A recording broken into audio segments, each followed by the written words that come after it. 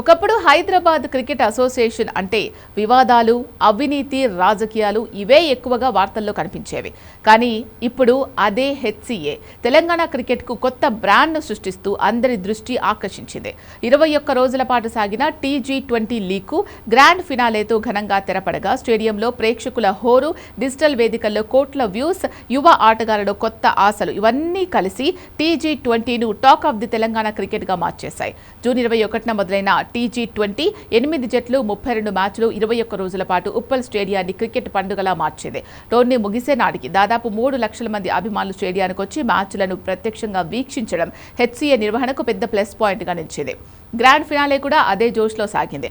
హైదరాబాద్ ఈ ఛాంపియన్స్ తొలి T20 ట్రోఫీని ముద్దాడగా ఉప్పల్ స్టేడియంలో సంబరాలు మిన్నంటాయి. టైటిల్ పోరు ముగిసిన వెంటనే ప్రారంభమైన క్లోజింగ్ సెరమనీ అంతర్జాతీయ స్థాయి లీగ్లను తలపించేలా సాగిందని క్రికెట్ అభిమానులు చెబుతున్నారు.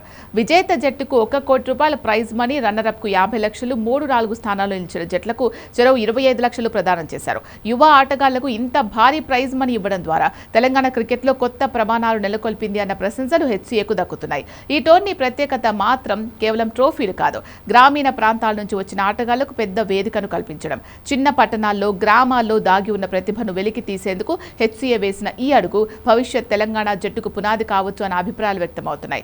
తెలంగాణ హైకోర్టు నియమించిన single member committee chairman retired justice Naveen Rao పర్యవేక్షణలో టోర్నీ నిర్వహణ సాగడం మరో విశేషం.